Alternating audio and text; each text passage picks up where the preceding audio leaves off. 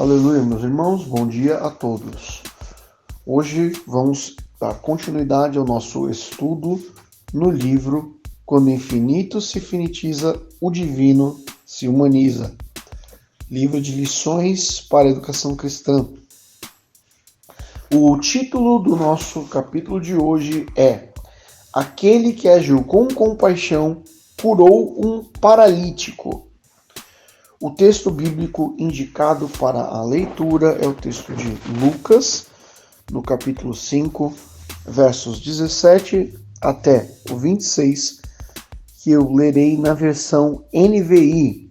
Diz assim: Certo dia, quando ele ensinava, estavam sentados ali fariseus e mestres da lei, procedentes de todos os povoados da Galileia, da Judéia e de Jerusalém.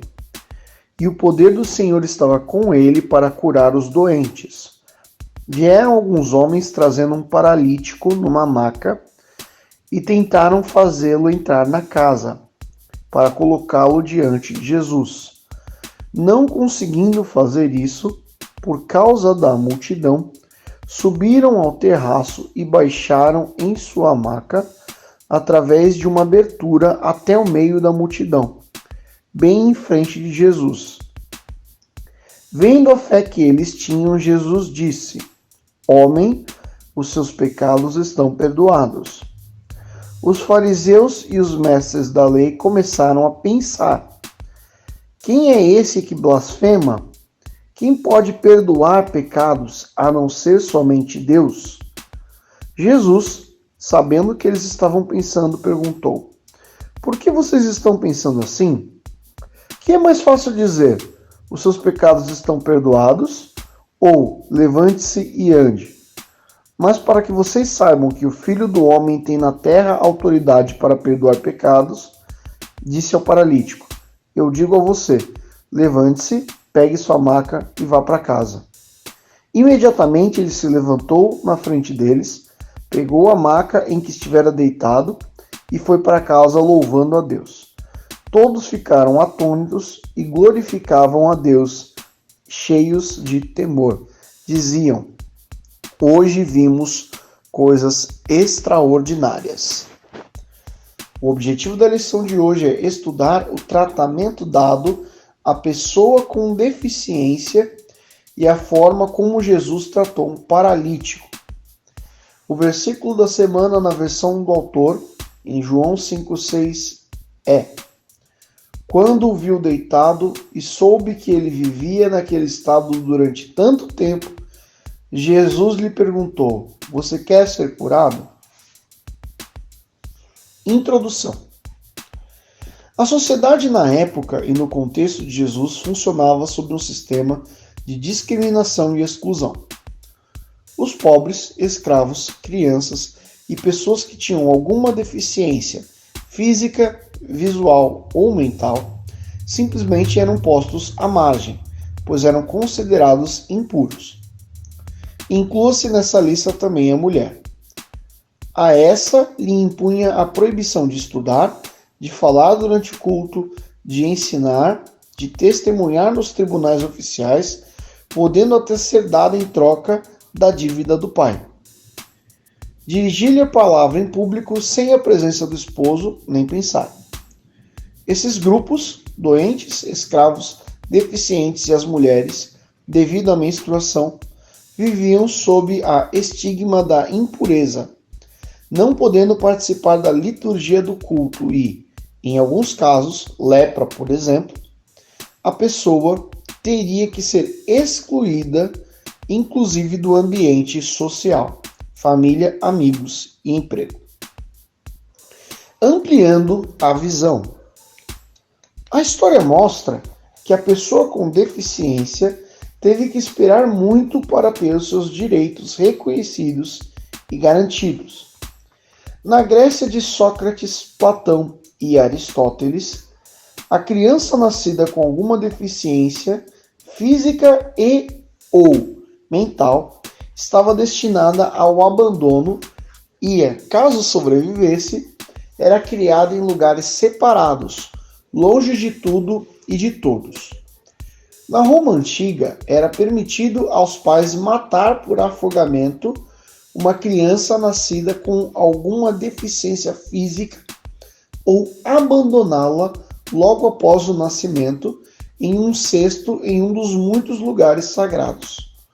Os sobreviventes eram explorados como pedintes ou como atrações nos muitos espetáculos dos circos para as classes abastadas.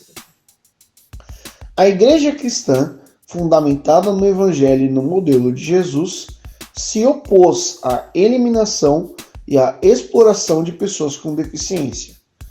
Por outro lado, em nossos dias ainda há muito a ser feito para que os direitos dessas pessoas sejam respeitados e efetivados. Olhando o contexto para entender o texto. No Primeiro Testamento, há todo um sistema de proteção às pessoas com deficiência ou que passam por uma situação de penúria. Há um lembrete contínuo de que Deus exige que essas pessoas sejam tratadas com respeito e dignidade e de que Ele é aquele que escuta os gemidos dos que estão sob sofrimento contínuo ou passageiro. Êxodo, capítulo 3, versos 7 a 14. Por isso não se deve amaldiçoar os surdos, nem colocar obstáculos para a locomoção dos cegos.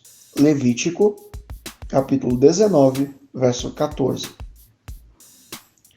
Há igualmente uma expectativa de que todos os servos e servas de Deus, a exemplo de Jó, torne-se os olhos dos cegos, os pés dos aleijados, o pai dos necessitados e os defensores dos desconhecidos.